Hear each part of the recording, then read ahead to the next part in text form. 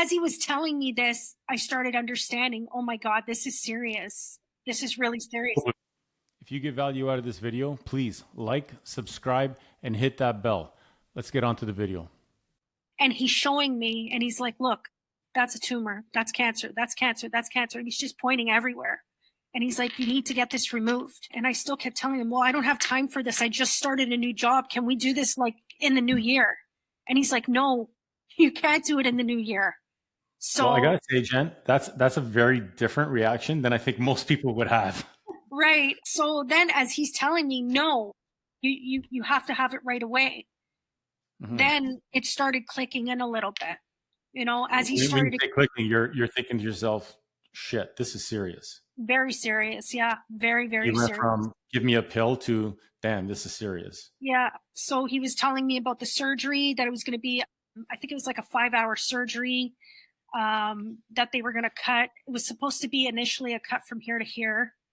I don't know if I'm jumping ahead, but the way he explained to me is that they were going to do a total thyroidectomy.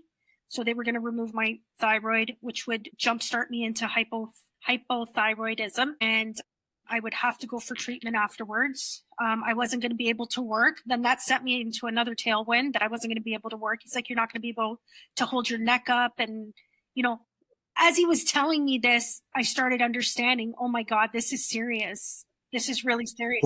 Started registering at that point. Yeah, like you're not going to be able to drive. You're not going to be able to turn your head. You know, you're going to have bags and stuff like that. And I was like, oh my God, right? So once the realization of let's call it the magnitude of what he was telling you, what you've been diagnosed with, and what's going to happen in the procedure and the effects of it, did that change your perspective at that point? Like, did your mind go somewhere else?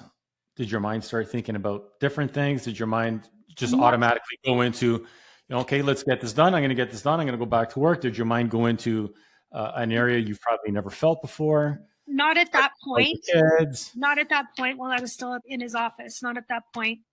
So it's slowly registering. It's very, very slowly registering. Yes, very slowly registering. And, you know, he was telling me, you know, it's COVID, so you have to be careful. I had a little boy. My son was very small at the time, right? And he was just going to be going back to school. Yeah, he was going to be going back to school. I had to keep him home. I couldn't be around anybody. I couldn't get sick because if I got sick, it was going to delay the surgery. And it was just a whole ordeal. It was a whole ordeal. So how old is he at this point?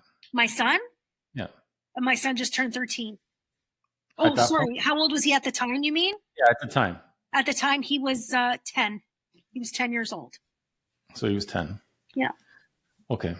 So tell me more about the surgery. So he's explaining this to you.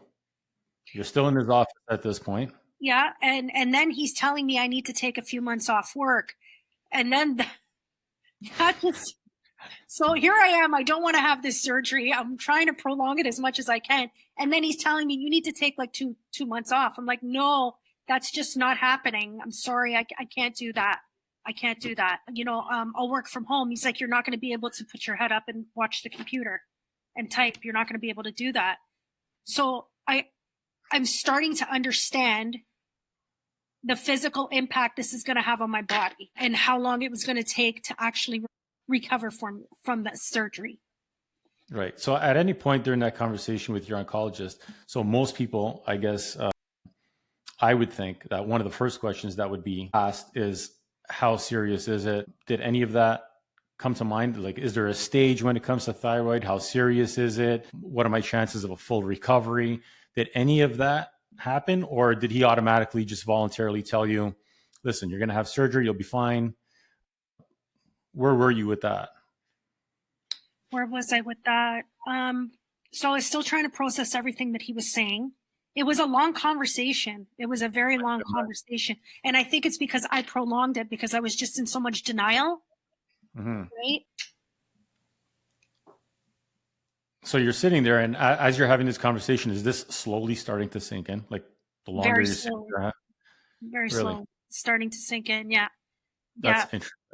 Yeah, because I mean, he's telling me like you can't get sick, you can't be around anybody.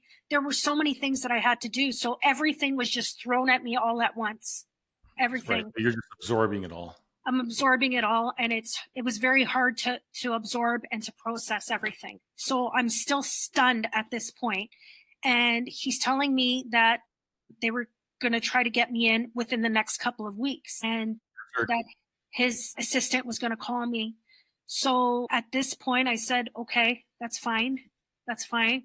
And I don't know, I was just very quiet after that. I was just very quiet. I walked to my car, I got in my car, and I just was staring at the wheel, and I just started thinking about my kids. So I have 3 kids, and I was thinking about my kids, and I was thinking about mostly my daughter. So I have 2 sons and a daughter, but I was thinking mostly about my daughter because she wouldn't be able to handle something like this. So I called, of all people, I called my ex-husband first, and I told him what was going on, and I told him that he needed to be at the house for me to tell the kids, and that this is all happening very fast. So I needed to tell them right away.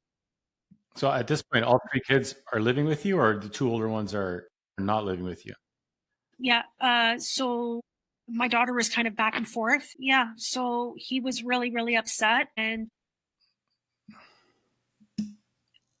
yeah, he did come. He came, and we told the kids.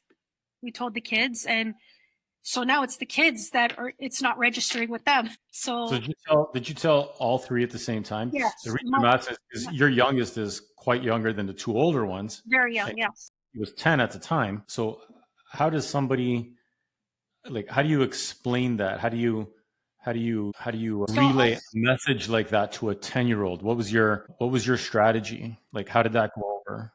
he was very quiet. So it was actually my ex-husband that spoke, and he said everything. And my oldest child, my oldest son, he didn't say a word. He was just listening to everything.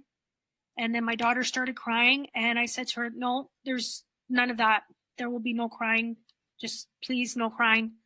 I don't want to hear any tears. I don't want to see anything, whatever." My little one, he was just listening to everything. I don't think he really understood what was going on. Yeah.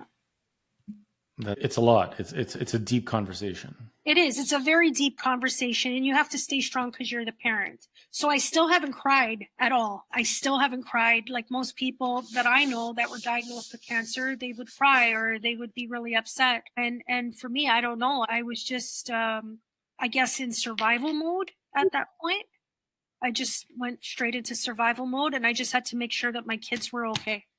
That's, I cared mostly about my children. I wanted to make sure that they were going to be okay.